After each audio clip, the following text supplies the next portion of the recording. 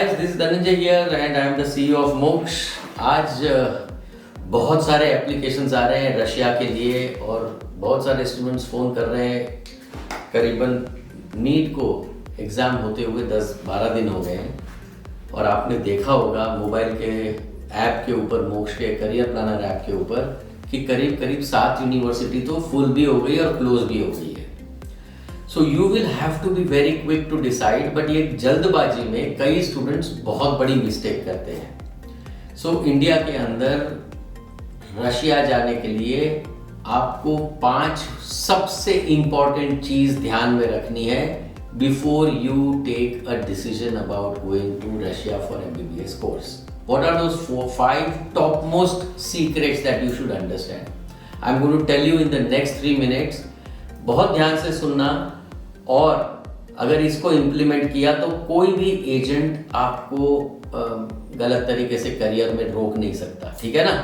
So guys, पहला चीज, Russia जाना है, सबसे पहले world directory of medical schools को चेक करो, क्या वो गवर्नमेंट कॉलेज है, क्या उसको 80 से 100 साल पुराना कॉलेज है।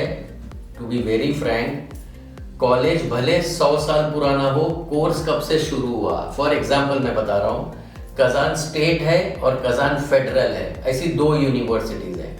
अब जो कजान फेडरल है वो यूनिवर्सिटी कजान स्टेट से बहुत पुरानी है, ठीक है, पर उसकी रैंकिंग भी ज्यादा है। पर कजान फेडरल में अभी सिर्फ 7 साल पहले मेडिसिन का कोर्स चालू हुआ, और यही चीज कजान स्टेट में 106 साल पहले शुरू हुआ या 108 साल पहले शुरू हुआ।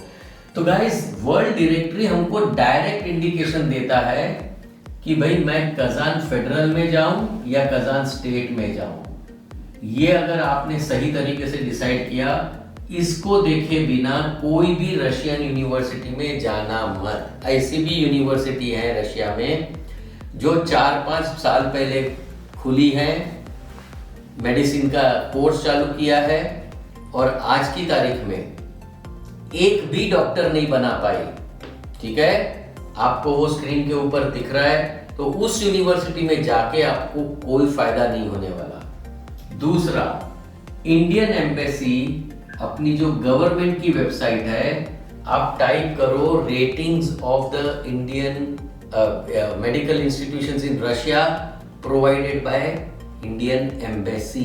किसी एजेंट की वेबसाइट को मत देखो, इंडियन एम्बेसी की वेबसाइट को देखो, वहां पे रेटिंग आपको दोनों मिनिस्ट्री के अंदर में आ जाएंगे।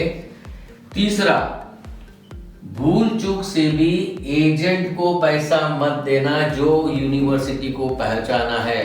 बहुत अच्छा आदमी बनने के लिए ऐसा दिखाते हो एजेंट को, सर आप ही कर लो, सर फीस भी आप ही भेज दो, सर इसका पैकेज है 6500, आप बोलो तो मैं आपको कैश में दे देता हूँ। भाई, एजेंट आपके बच्चे की करियर के साथ में क्या खेल खेलेगा वो आपको कम समझ में भी नहीं आने वाला।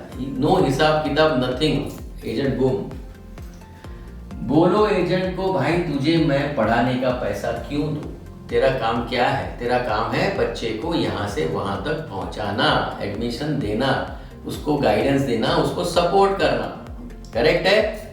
मैं अपनी फीस बच्चे की तुझे हाथ में क्यों दूं, ये बहुत ही क्लियरली इंडियन एम्बेसी ने बोले हैं।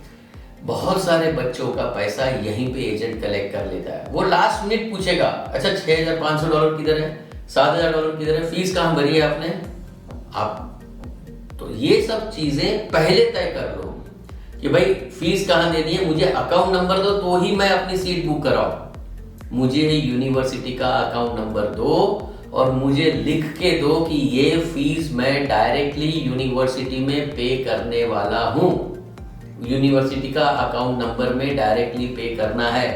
अगर आपने ये चूक कर दी, you will suffer because of this.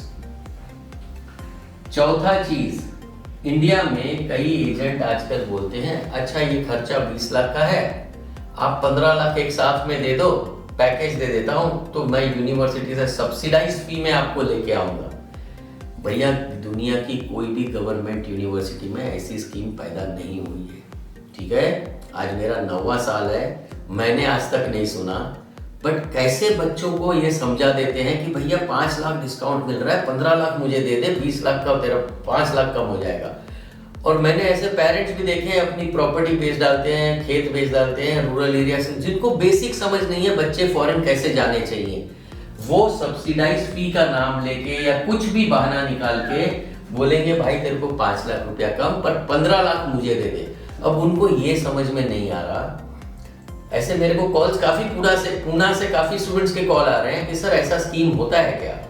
मैंने बोला भाई चूना लगाने का धंधा है, आपको अगर फीस भरनी है डायरेक्ट जाके यूनिवर्सिटी में भरो, बैंक अकाउंट आपको पहले से दिया जाएगा, पैसे अपने हाथ में रखो, किसी स्टूडेंट के हाथ में वहां जाके मत दो, किसी एजेंट के हाथ में यहाँ रखे न रखो। बोलो मैं यूनिवर्सिटी के बैंक अकाउंट में डालूंगा और मैं साल साल की फीस भरूंगा।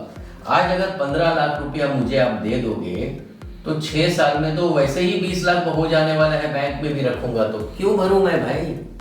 और अगर कल जाके कुछ भी प्रॉब्लम आया और एजेंट ने फीस नहीं भरा, क्या करोगे आप? गाइस आपको हंसी आती होगी कि ऐसे भी लोग हैं इंडिया में जो भरते हैं, बट मैं बता रहा हूं ये हर साल का किस्सा है। So you will have to be very careful. जैसे ही एजेंट ये चीज बोले मतलब वहां से भाग जाओ भाई, ये मेरे बस का बात नहीं है, ये कोई लफड़े वाला चीज है।